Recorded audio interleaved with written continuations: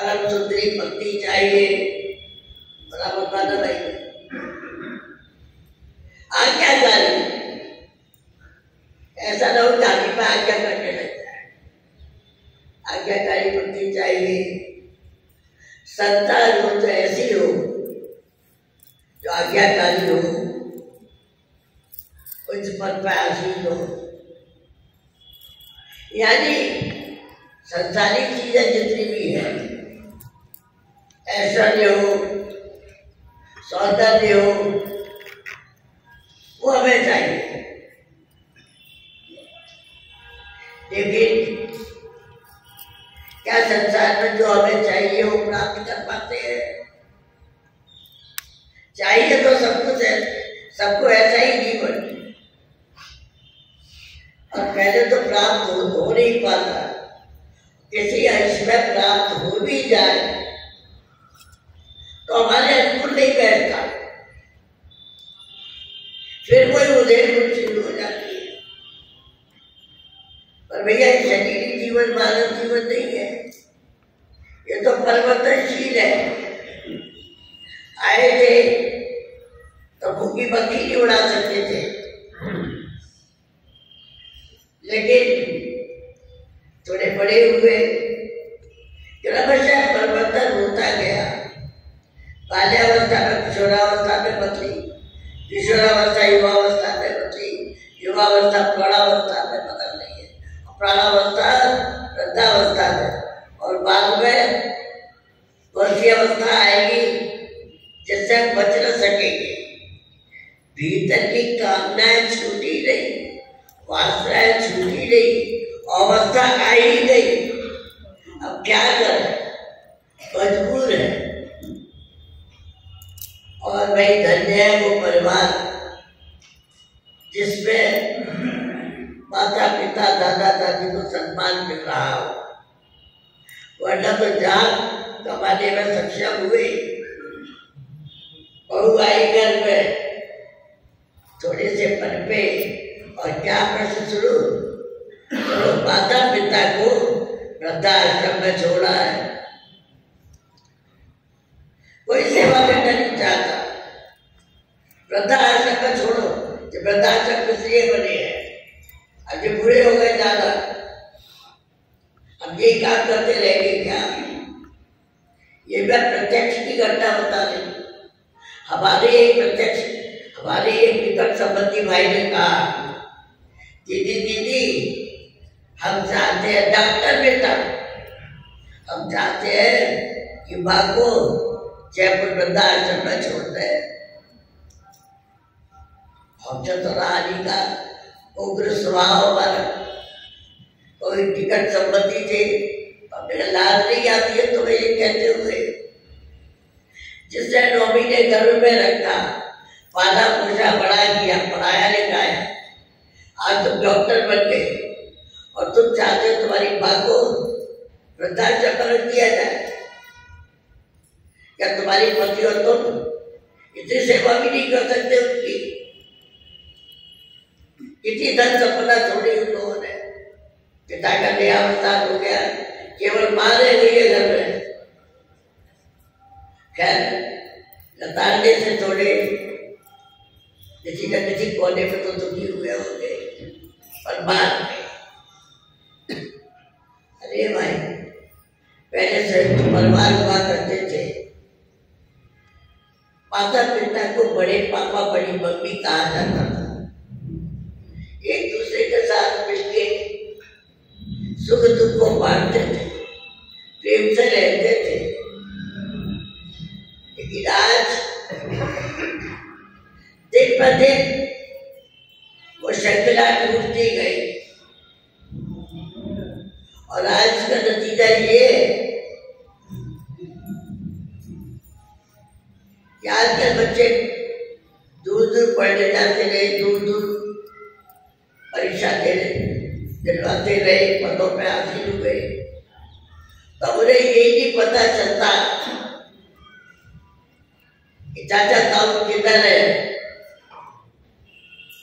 बच्चे आपस में यही नहीं जानते कि हमारे ताऊ के लड़के, हमारे चाचा के लड़के। धन्यो भाती संस्कृत, कहा इतनी प्रचुर संस्कृति थी, आज अपने बाहरी ऐशोआराम में उसको त्याग दिया। अब थोड़ा और समय गुजरा, अब मानते हैं संतों की ओर भैया अगर संसार में शांति मिलती होती तो धनवान कैद कर लेते, पर हमने तो बड़े बड़े पूंजीपतियों के वो हालत देखा है कि 20-20 गाड़ियां बनी हुई है, एक घर में कलह, बालक आज्ञा नहीं मानता है, शादी हुई, पति घर में आई और अभी 1 साल भी नहीं बीता कि पति इस घर को छोड़कर चली गई, पियर फिर लौट कर नहीं आए।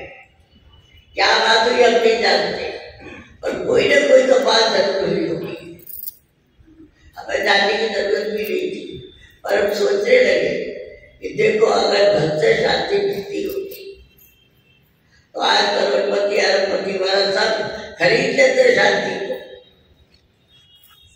पर भैया धन के द्वारा भी शांति मिलती नहीं देखी। वो बात अलग है, ऐसे वाला को सामान ज्यादा आता है, पर जो शांति मुक्ति भक्ति है वो नहीं मिल सकती। और सच पूछिए तो परमात्मा भी बहुत मुश्किल है मिलना। किसे मिलता है परमात्मा? जो अच्छा हो गया हो, जिसने त्याग को अपनाया हो, जिसके हृदय में प्रेम की ज्वाला धधक रही हो, प्रभु आपके बिना मुझे और कुछ नहीं चाहिए, उसे मिलता है परमात्मा। बना के मिलता है परमात्मा, जाके खरीद लेंगे। तो शिव बाला जी क्या कह रहे हैं कि देखो भाई ये शांति किसे मिलती है? जो अपना कर्तव्य पूरा करता है, जिसका जो देना है दे दिया, देना बंद किया, जिसके काम आ गए, जीवन को धन्य कर लिया। सब हमारे काम आए ये बात नहीं, हम किसके क्या काम आ सके, जिससे ये चीज चुनी उसे शांति को बुलाना नहीं पड़ता, अपने आप शांति भीतर प्रकट होती।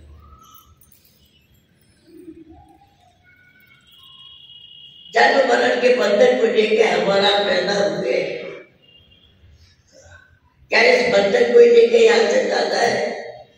नहीं नहीं, हम मानव हैं, हम प्रभु की जाति के हैं। हमें तो अब जन्म मरण के बंधन को काट के यहाँ से जाना है, जीवन मुक्त होकर जाना है।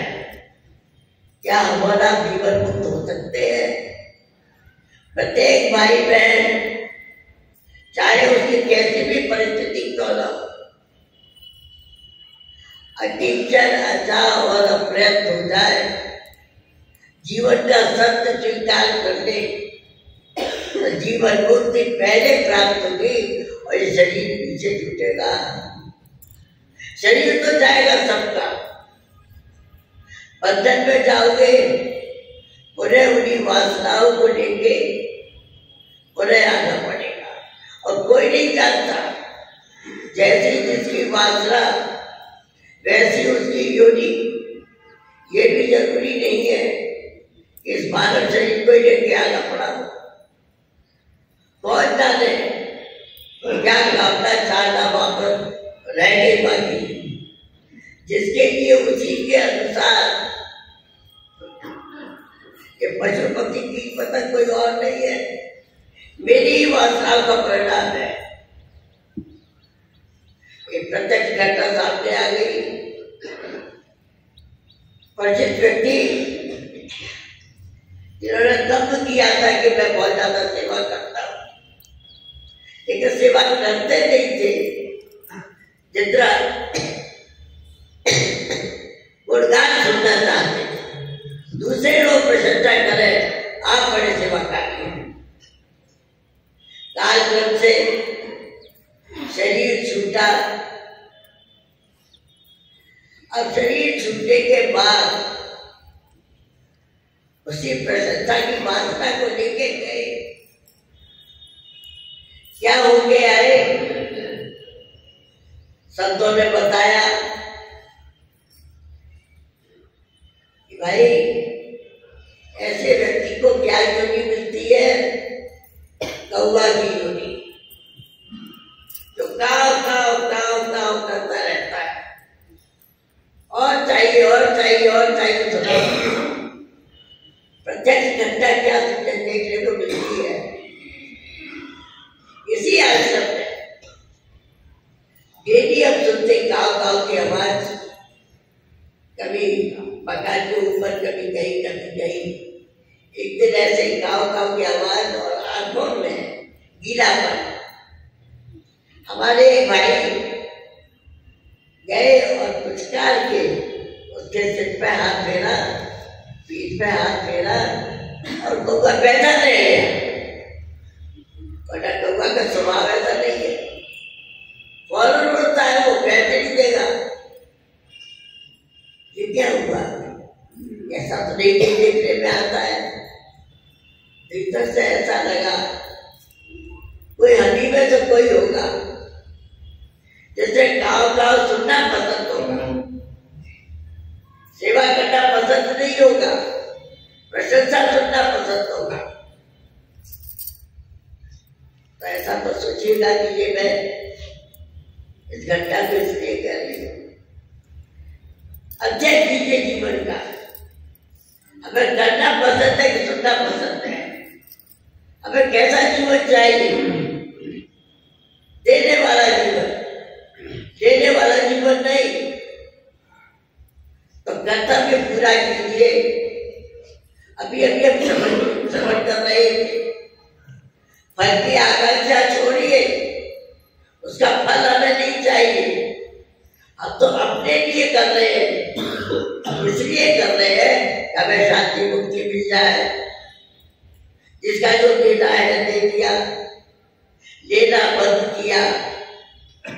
ये प्रशंसा भी लेने के ही अर्थ में आता है। अरे हमें कोई कुछ दे या न दे, हमने अपना काम कर लिया, बस बहुत शांति मिलती है। तो कर्तव्य पूरा कीजिए, फल का त्याग कीजिए, आपको शांति बिना मांगे मिल जाएगी। अकिंचन अच्छा और अपर्याप्त होकर रहिए। हमें और आपको सबको ज्ञान मिला है, और उस ज्ञान का उपयोग हम कहाँ करते हैं? यूनिवर्सिटी का ज्ञान नहीं, शिक्षालयों का ज्ञान नहीं, भीतरी ज्ञान जो हम सबको मिला है। कौन सा ज्ञान? मैं नहीं, मेरा नहीं, ये तन किसी का है दिया। ये शरीर जो मुझे अपने से टिकट मालूम पड़ता है, ये न मैं न मेरा है। कोई शरीर को मैं करके नहीं कहता, उद्बोधन में भली करते मैं। लेकिन कोई भाई बहन के प्रत्यक्ष नहीं कर सकता है कि शरीर में महात्मा भाव कहाँ है। शरीर के प्रत्येक अंग प्रत्येक का नाम है, बाहरी अंगों का भी नाम है, हाथ पैर सिर आदि आदि, और भीतरी अंगों का भी नाम है। ये हृदय है, ये फेफड़े है, ये है, वो है। सब कहीं पर मैं नहीं बैठा है, तो महाराज जी कह रहे मैं नहीं, मेरा नहीं। जबकि मैं ही नहीं हूं तो मेरा कहां से आ गया? इस मेरे के कारण हमारा मोह में आबद्ध होते हैं, और मोह आसक्ति के कारण ममता आदि में बढ़ते हैं, आसक्ति में बढ़ते हैं। फिर उसका फल है आसक्ति, मोह आसक्ति, और उसका मोह आसक्ति का फल क्या होगा? उन्हें आ जाएंगे वही परमात्मा में। चाहे किसी रूप में आ जाए।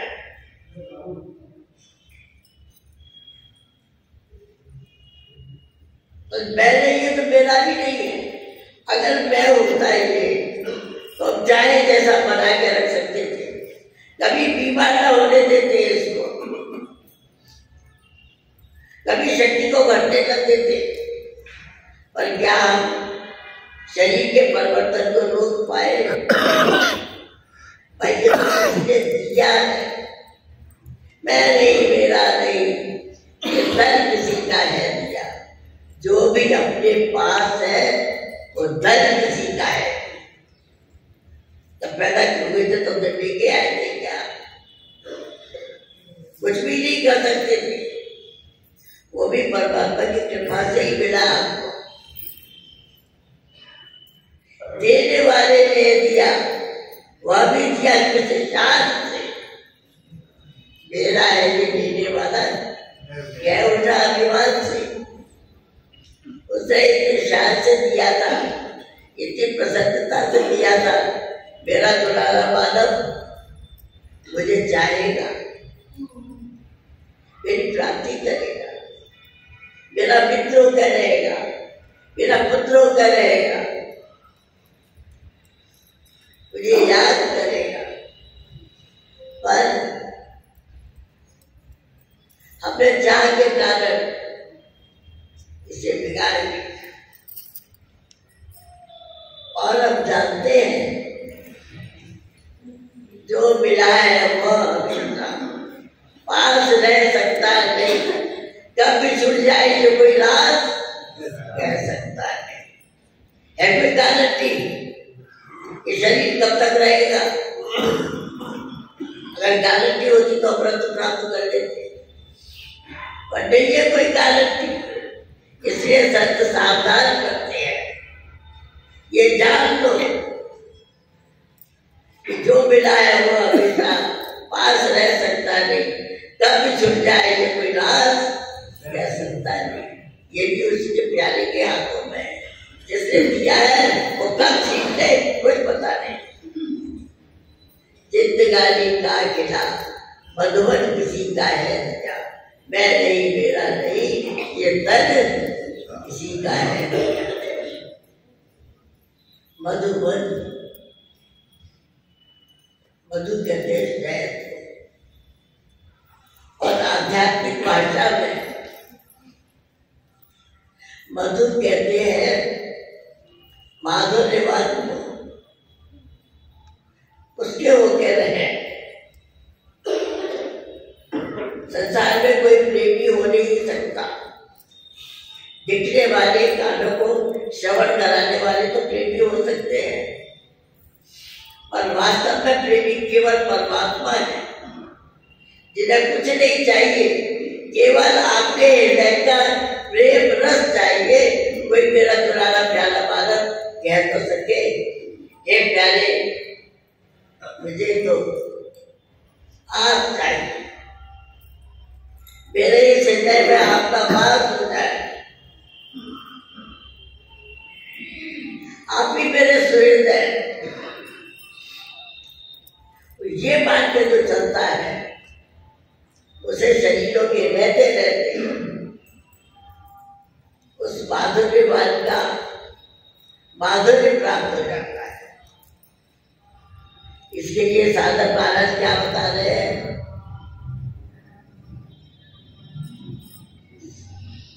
सेवा त्याग, सेवा करो स्वयं को जानो, मानो सृजनहार, और चाह नहीं तो जग में विचरो, प्रभु से कर लो प्यार। यही साधन के तीन रूप है। तात्पर्य सोपान और चले, केवल मानव ही ऐसा है जिसको ज्ञान का प्रकाश प्यारे ने किया।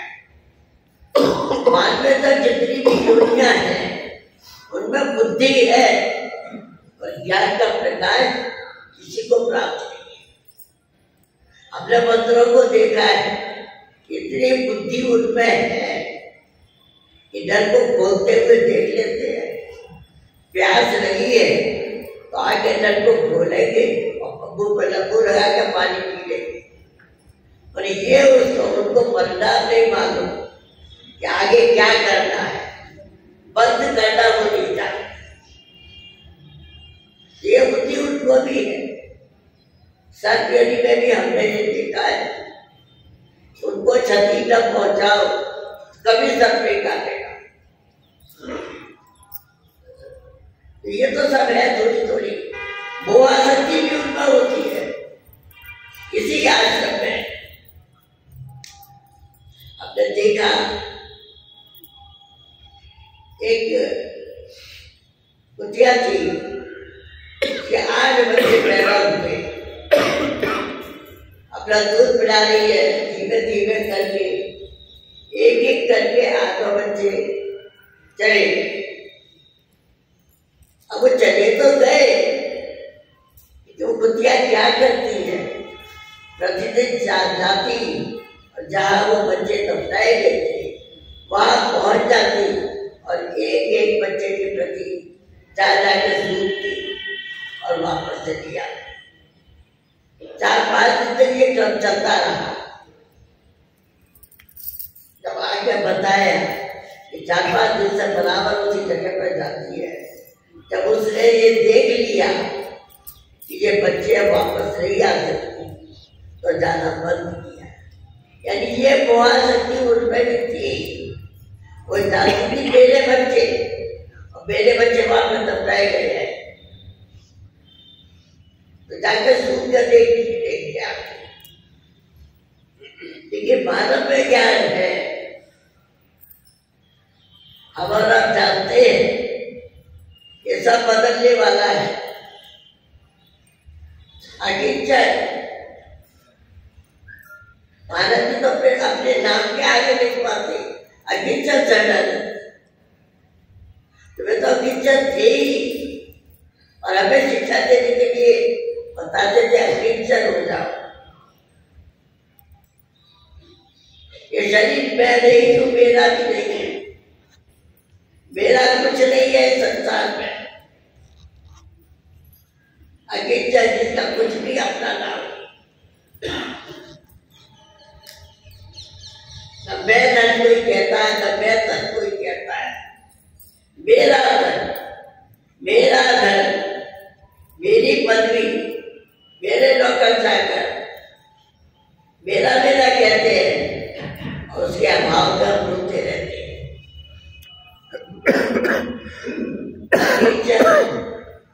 ज्ञान से सिद्ध है, हम सबको ज्ञान मिला हुआ है, हम प्रतिदिन अपने को देखते हैं, ज्ञान से सिद्ध है। इस सृष्टि में तुम्हारा व्यक्तिगत कुछ नहीं है। तो जब मेरा कुछ है ही नहीं तो मुझे चाहिए क्या? तब ज्ञान का प्रकाश हमें प्रकाश देता है कि मेरे भाई निर्णय करो, मुझे कुछ नहीं चाहिए। और जब मुझे कुछ चाहिए ही नहीं तो अपर्याप्त होना, अकिंचन अजा और अपर्याप्त, मुझे अपने लिए कुछ नहीं करना है। या हम घबरा जाते हैं कि अपने लिए नहीं करना है तो शरीर कैसे चलेगा, क्या चलेगा। अरे भाई शरीर की सेवा कर दो, अपने लिए कुछ इसलिए नहीं करना है। भगवान को आपका शारीरिक श्रम नहीं चाहिए, हम शारीरिक श्रम के द्वारा उसे अपना बनाना चाहते हैं। तो वो बात अलग है कि आप में ये बात जरूर आ जाए कि आपने इतना किया, इतना किया, इतना किया, इतनी मालाएं की, इतनी मालाएं की, लेकिन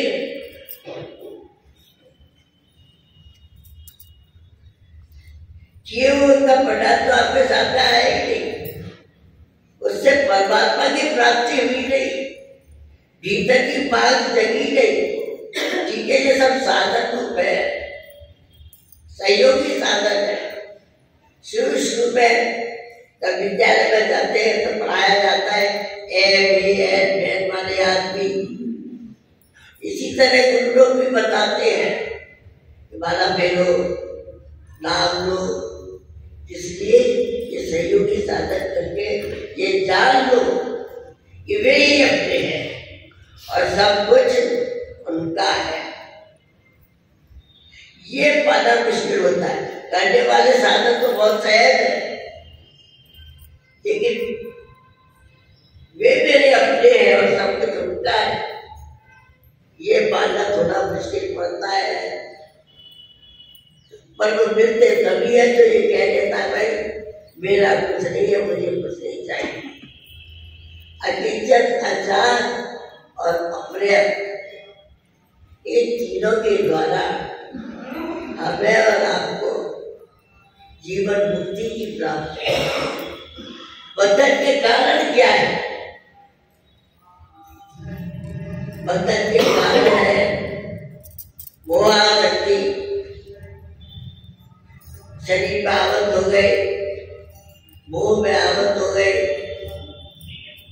अब अशांति पैदा हो गई, धन में आसक्ति हो गई, लोभ में आवत हो गई,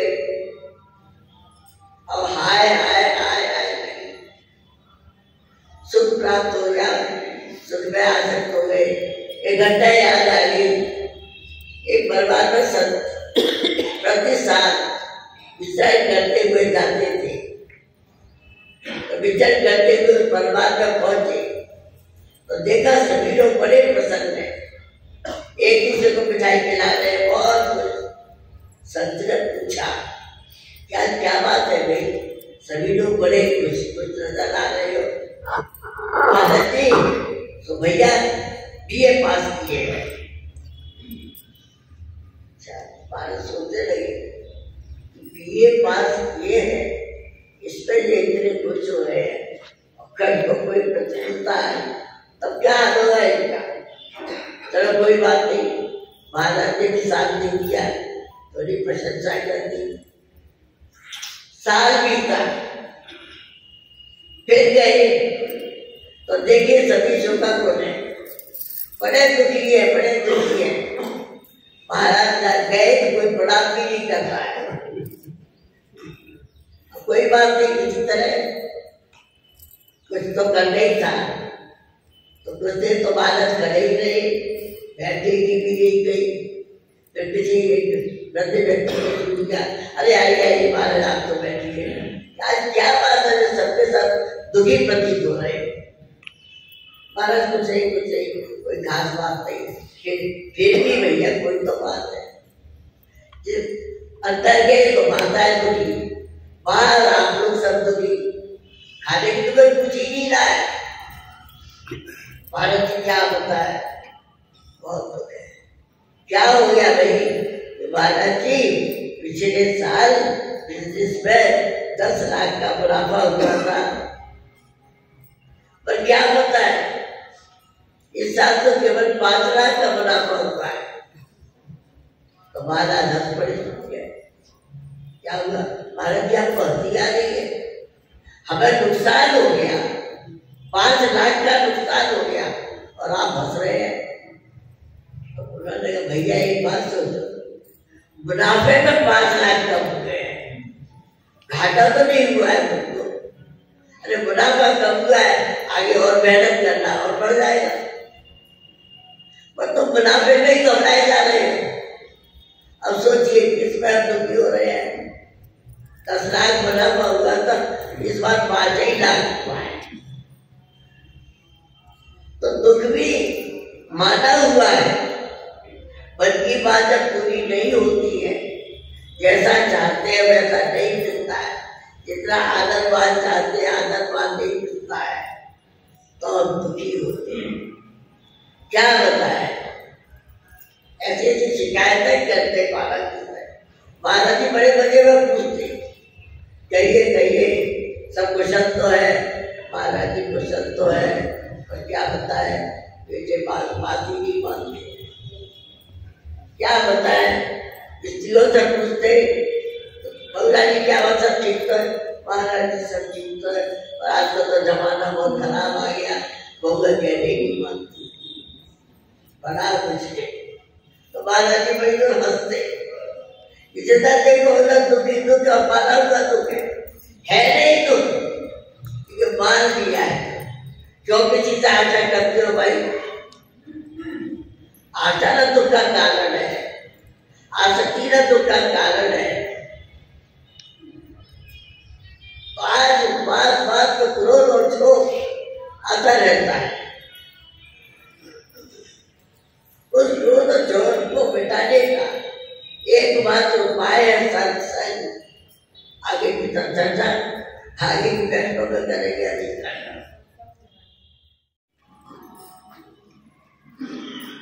उपस्थित महानुभाव, सत्संग प्रेमी माताओं, बहनों और भाइयों, मानव सेवा संघ के वार्षिकोत्सव एवं सत्संग समारोह में आज द्वितीय दिवस है।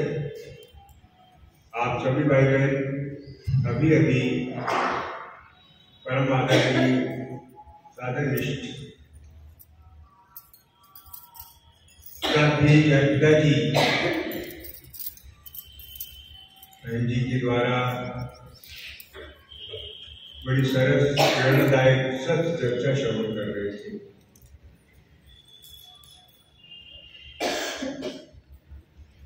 हमारा आपका ये मानव जीवन बड़ा ही अलौकिक, अनुपम, अद्वितीय जीवन है, क्योंकि इसी जीवन में हम अपने परम प्राप्तव्य को प्राप्त कर सकते हैं। हमारा प्राप्तव्य क्या है?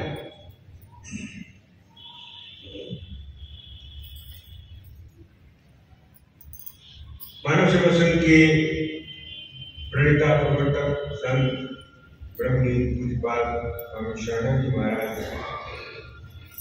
का कथन है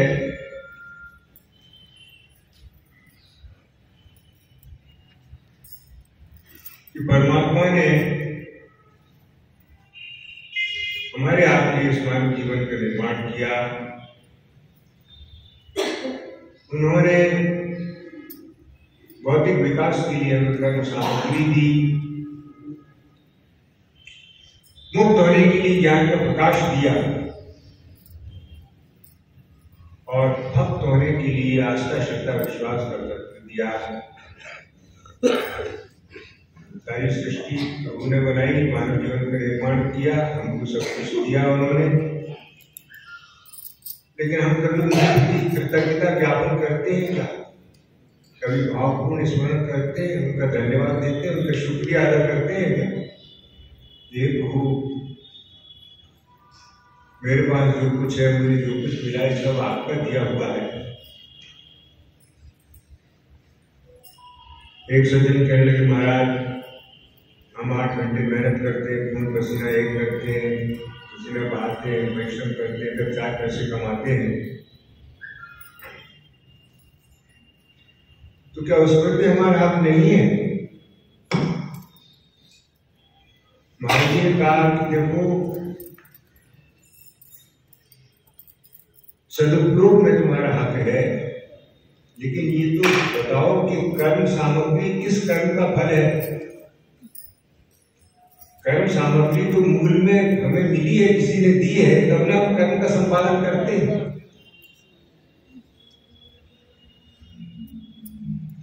तो कितना हमने लिया है समाज से, कितना ऋण है हमारे ऊपर, वो याद दिला रहे हैं। कभी हमें ख्याल नहीं आता कि भाई हमारे ऊपर माता पिता का ऋण है, कि गुरुजनों, शिक्षकों का ऋण है, कि समाज का है। महाराज जी का देखो,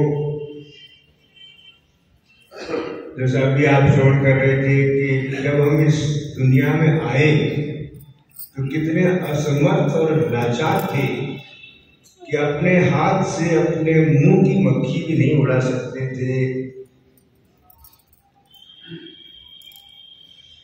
कैसे आता है व्यक्ति दुनिया में और रोता हुआ आता है।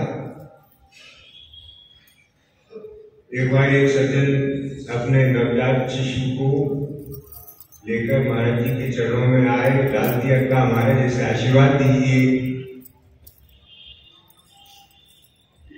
महाराज जी का आशीर्वाद भी कैसा होता था, उनका शब्द चयन देखिए आप। जब भी किसी को आशीर्वाद देते तो कहते जियो जागो सदा आनंद करो, जहां रहो प्रसन्न रहो, जो करो ठीक करो, जियो जागो आनंद करो। कहीं इसमें भगवान का नाम नहीं है, कहीं इसमें कि आयुष्मान भव, आयुष्मती भव, सौभाग्यवती भव, कुछ भी नहीं। पुत्रवती भव, दूतम भरो, ये भी नहीं, कुछ भी नहीं। जहां रहो प्रसन्न रहो, जो करो ठीक करो, जियो जागो आनंद करो। ऐसी विलक्षण बात है कि हर संप्रदाय का व्यक्ति किसी हिचक नहीं हुई। पटना में पाटलिपुत्र कॉलोनी में सत्संग होता था महाराज जी का, तो एक वहां पर कोई मुस्लिम एक शख्सियत थी, बड़े अच्छे पद पे थे वो, तो वो सुनते होंगे अपने मकान के ऊपर छत से, अच्छा लगता होगा उनको। तो एक दिन आकर वहाँ आयोजकों से पूछने लगे, व्यवस्थापकों से, कि कौन संत है, कहाँ से आए, क्या मैं भी इनका प्रवचन सत्संग अटेंड कर सकता हूँ? उनका हाँ क्यों नहीं, आपका स्वागत है, आप आइए, एनीबॉडी कैन कम। कौन थे, क्या नाम था? अच्छा, वाइस चांसलर थे किसी यूनिवर्सिटी। बड़ी उनको पसंद आई महाराज जी की बात। अभी उच्च कोटि के हैं, ज्ञान ज्ञानवान है, वो साधारण मतभेदों से ऊपर रहते हैं। तो स्वामी जी महाराज की गोदी में उस बच्चे को डाला, उन्होंने आशीर्वाद देने के लिए, तो बच्चा रोने लगा, स्वभाव अलग था। तो महाराज जी उसको कहते हैं, अरे भैया जब इस संसार में अब आ ही गया तो रोने से क्या फायदा, अर्थात अब तो रोना ही है। तो हम सब रोना मिटाने के लिए आए हैं यहाँ। ये मानव जीवन जो मिला और बाकी बिहारी जी ने अपने चरणों में स्थान दिया, उनके ब्रजवास मिला, आश्रमवास मिला। आश्रमवास में महापुरुष, ऐसे उच्च कोटि के महापुरुषों का सानिध्य मिला, उनके चरणों की छाया मिली, और क्या चाहिए भाई।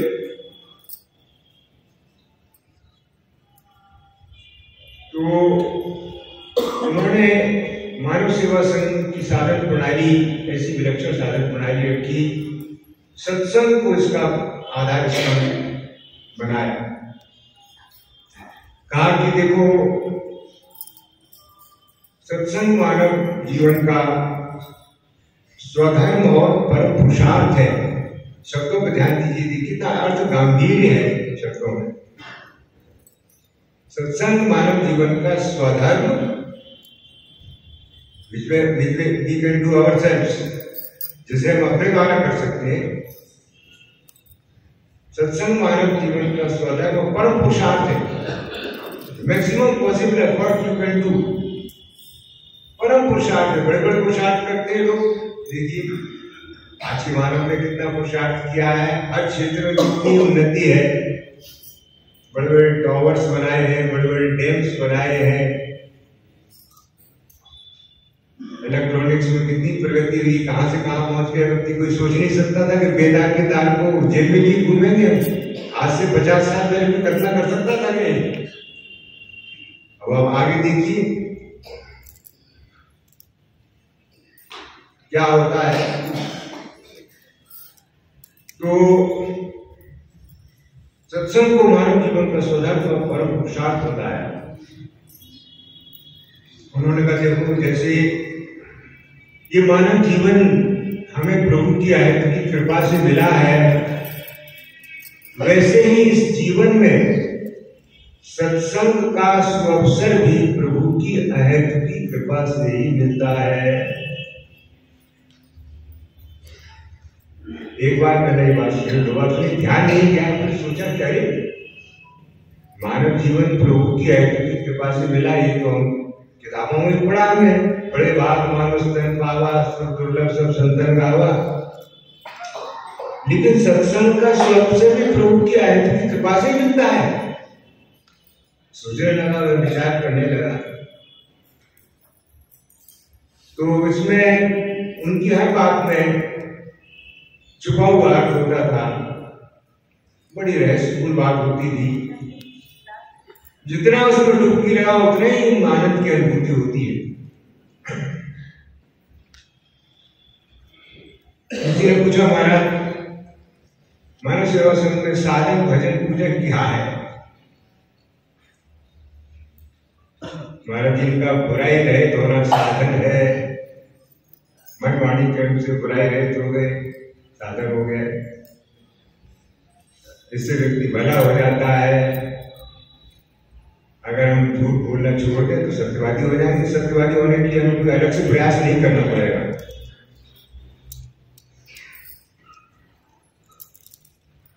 लेकिन हम झूठ भी बोलते हैं, उसके साथ साथ सच भी बोलते हैं, तो और सत्यवादी होने का मिथ्या अभिमान भी करते हैं, जबकि इसकी कहीं कोई गुंजाइश नहीं है। सत्यवादी तो अगर युधिष्ठिर जैसा सत्यवादी भी हो, उसको भी अभिमान हो, तो फिर उन्हें भी नीचे देखना पड़ेगा। तो साधन भजन पूजन क्या है मानव सेवा संघ में महाराज? बुराई रहित हो गए, साधन हो गया। पूजन क्या है? पूजन की हमारे यहाँ अपनी सनातन वैदिक परंपरा में षोडशोपचार पूजन का विधान है। धूप दीप नैवेद्य आरती ये सब श्रेय को है। महाराज जी का द्वैत देखो, उन्होंने 3 बातें रखी। सेवा त्याग प्रेम मानव सेवा संघ में ट्राइपॉड बनाया, जिसके ऊपर सारा उनके दार्शनिक स्ट्रक्चर खड़ा हुआ है। तो जैसे सेवा भाव है, कर्म का नाम नहीं है, ऐसे पूजा भी भाव है, कर्म नहीं है। देखिए सेवा जो है, सेवा की बहुत चर्चा है मानव सेवा संघ में। सेवा भाव है, इस पर थोड़ा विचार कीजिएगा। क्या ऊपर से जो कुछ हम सेवा के रूप में कर रहे हैं और भीतर अगर भाव नहीं है सेवा का, तो क्या वो कर्म सेवा माना जा सकता है? नहीं माना जा सकता। देखने में तो लगे कि आप बहुत कुछ कर रहे हैं। नगर निगम वृंदावन के चुनाव हुए तो पार्षद बनने के लिए यहाँ के सम्मानित गणमान्य व्यक्ति आए, बोले महाराज आपका अमूल्य मत हमको मिलना चाहिए। अब आपने लोकसभा इलेक्शन आ रहे, अब वोटर जी की याद आई इनको। अभी तक तो वोटर जी किसी को चिंता नहीं थी, अब वोटर जी जो है वो उनको सर आप हमें बिठाएंगे क्यों? आपका अमूल्य मत हमें चाहिए। तो उन्होंने कहा भाई मत तो हमें देना ही, किसी को देना, आपको दे देंगे, हमें क्या है, पर आप क्या करेंगे हमारे लिए? तो आप बताइए महाराज, आप हम यहाँ पर खंजा लगवाते हैं, आप यहाँ पर बिजली का खंभा लगवाते हैं, हम आपको यहाँ हैंडपंप लगवा देते हैं, बशर्ते कि आपका अमूल्य मत हमें मिले। ये सेवा है क्या? और उसके बाद हमारे जीतने के बाद दर्शन नहीं होते, चक्कर लगाते लगाते आपकी जो चप्पलें घुसा है, लेकिन मंत्री जी का पता नहीं, उनसे मिलने की फुर्सत नहीं उसको आपसे। खैर, तो वो अपना विषय नहीं है, समय पूरा हो रहा है, चर्चा जारी रहेगी, आगे इस पर और हम चर्चा करेंगे। बड़ी मूल्यवान चीजें हैं, हमारे आप सबके काम की चीजें हैं। किसी ने उनसे पूछा महाराज आपने मानव सेवा संघ बनाया, क्या उद्देश्य रखा इसका? तो भगवान की प्रेरणा से, भगवान की आज्ञा से उन्होंने बनाया। कहा उनकी वाणी में कहा कि भाई ये मानव सेवा संघ शरण का काम नहीं है, ये भगवान का काम है। और जो भगवान का काम करता है, भगवान को उससे प्रसन्नता होती है, भगवान उससे प्रसन्न होते हैं और उसको प्रेम करने लगते हैं। कमाल है, सुन के हैरान है, वाह, भगवान का काम करने का हमको मौका मिला है। कभी कभी हम सोचते थे कि हम त्रेता युग में नहीं हुए तो भगवान की बानरों की सेना ने कितना भगवान का काम किया। हनुमान जी खोज की, जानकी जी की, और बानरों की सेना लेकर चढ़ाई की, तो भाई हम भी होते उस समय भगवान का काम करते, बाद में भगवान ने सबकी खैर कुशल पूछी, या भगवान द्वापर युग में होते, भगवान के सखा होते, द्वार वालों के साथ उन्होंने राज किया, तो हमें भी कुछ आनंद मिलता जीवन का। तो ये भगवान का काम है। आज सोचते ही रह गया, कमाल है भाई। कहते थे मैं कभी हंसी में भी झूठ नहीं बोलता। क्यों बोले? उन्हें कौन सा बिजनेस करना था, उन्हें कोई धंधा थोड़ी करना था, उनका कोई स्वार्थ नहीं था अपना। परम वितराग पुरुष, कोई सुख नहीं उन्होंने भोगा संस्था का अपने जीवन में, देखा मैंने अपनी आंखों से देखा। तो उन्होंने उद्देश्य रखा मनुष्य वसन का, अपना कल्याण और सुंदर समाज का निर्माण। समाज को भी छोड़ा नहीं। हमारे ऐसे भी संत हुए उच्च कोटि के संत महापुरुष, उन्होंने आत्म कल्याण की बात रखी, लेकिन महाराज जी ने दोनों पक्ष लिए। समाज से भी हमारा संबंध है, हम कट कर नहीं रह सकते। दो मैन इज एन आइलैंड। जैसे व्यक्ति समाज का अभिन्न अंग है, समाज में जो कुछ होता है उसका प्रभाव हमारे ऊपर पड़ता है, ऐसे ही समाज हमारे कर्तव्य का क्षेत्र है। व्यक्तियों से मिलकर समाज बनता है। जैसे समाज होंगे वैसा व्यक्ति होगा, जैसे व्यक्ति होंगे वैसे ही समाज होगा। तो कुछ बातें आप बहनों की सेवा में निवेदन की। सायंकाल हम उनकी वाणी के आधार पर कुछ और चर्चा करेंगे। हाँ, तो साधन भजन पूजन, साधन प्रयत होना, पूजन हुआ पूजा के भाव से। तदेव वस्तु गोविंद धर्मेव समर्पये। महाराज जी का देखो, अगर माला फेरना पूजा है तो कमरे में झाड़ू लगाना भी पूजा है। पूजा एक भाव है, और भगवान भी तो हमारे भाव को ही तो ग्रहण करते हैं। बताइए, क्या वस्तु को ग्रहण करते हैं भगवान? एक बार जयपुर में गोविंद देव जी महाराज का मंदिर है, तो वहां अपना सत्संग हुआ मानस वसन का। तो हम लोग एक बार सत्संग कर रहे थे, तो ऐसे बातचीत के क्रम में मेरे मुंह से निकल गया, गोसाई जी बैठे हुए थे वो मंदिर के मुख्य पुजारी थे। तो मैंने कहा देखो भाई, भगवान जो है वो हमको कुछ भोग लगाते हैं, उसको खाते नहीं है। भगवान तो भाव के भूखे हैं, तो भाव ग्राही जनार्दन भाव को ग्रहण करते हैं। भोजन को तो हम ही लोग प्रसाद के रूप में बांटते हैं आकर। तो वो गोसाई जी आए और थोड़े नाराज हो कहने, महाराज ये बात, ये क्या आपने कह दिया वैष्णवों के समाज में भगवान खाते नहीं है, तो हम क्यों खिलाते हैं फिर उनको जब खाते नहीं है? तो मैंने कहा भगवान ऐसा नहीं कि असमर्थ है, नहीं खा सकते, भगवान खा सकते हैं, और उन्होंने खाया भी है भक्तों के हाथ का। लेकिन भाई मैंने तो यही गुरुजनों से सुना है, ग्रंथों में यही पढ़ा है कि भगवान को हमारे भाव को ग्रहण करते हैं। आप ग्राही जनार्दन, उन्हें किस चीज की जरूरत है? वस्तु की जरूरत है, रुपए पैसे की जरूरत है। 3 लोग 14 भुवन के स्वामी, सब कुछ उनका दिया हुआ, उन्हें हम क्या दे सकते हैं? तो सारी सृष्टि बनाई प्रभु ने मानव के लिए। महाराज जी कह रहे थे, लेकिन मानव को किस लिए बनाया? मानव को उन्होंने अपने लिए बनाया। सारी सृष्टि इसका सुंदर काम अवलोकन करते हैं, देख के प्रसन्न होते हैं। हिमालय ऊंचे ऊंचे पर्वत है, उत्तर में, दक्षिण में चले जाइए तो मीलों तक सागर लहरा रहा है। रामेश्वरम कन्याकुमारी गए तो वहां अंतिम छोर देखा आपने भारत भूमि का, मीलों तक जो है सागर, अरब सागर लहरा रहा है। तो बड़े बड़े चारागाह, सुंदर वन है, मैदान है, पक्षी चहक रहे हैं, क्या सुंदर प्रकृति का दृश्य है। कैसी सुंदर सृष्टि बनाई है। उसमें मनुष्य भी बनाया उन्होंने, जो सबसे सर्वश्रेष्ठ और सबसे सुंदर है। तो भगवान ने सारी सृष्टि मानव के लिए बनाई, हम ही इसका अवलोकन करते हैं और देखकर आनंदित होते हैं। पशु पक्षियों को अपनी सुंदरता का ज्ञान नहीं है, बोध नहीं है, उनमें सेल्फ कॉन्शियसनेस नहीं है। हम ही उनको देखते, चिड़ियाघर में जाते हैं, देखते हैं तरह तरह के रंग बिरंगे विविध प्रकार के पशु पक्षी, तो आनंदित होते हैं, देख के प्रमुदित होते हैं, प्रफुल्लित होते हैं, प्रसन्न होते हैं। लेकिन मानव को उन्होंने इसलिए बनाया अपने लिए, तो मानव के अतिरिक्त उन्हें अपना कोई कहने वाला कोई नहीं है, हम उनको अपना कह सकते हैं। मानव ने सामर्थ्य को देखे हुए स्वभाव ने संसार को ठुकराकर भगवान को अपना कहे, बिना देखे बिना जाने। देखने में नहीं आया, बुद्धि से समझ में नहीं आया, अवाम मनस गोचर है, मैं वाणी को अगम अगोचर, सुर जाने तुम पावे। भारत जी ने पाया तो बताया हमको, तो मानव को प्रभु ने अपने लिए बनाया, पर ये प्रेम कौन कर सकता है बताइए। तो इस पर सायंकाल हम चर्चा करेंगे कि हम क्यों नहीं प्रेमी हो पा रहे हैं, क्यों नहीं प्रेम हो सकते, क्यों नहीं प्रेम हमारे जीवन में अवतरित हुआ, इसका मुख्य कारण क्या है। आगे की चर्चा सायंकाल में बैठक में हो। हरिओम तत्सत।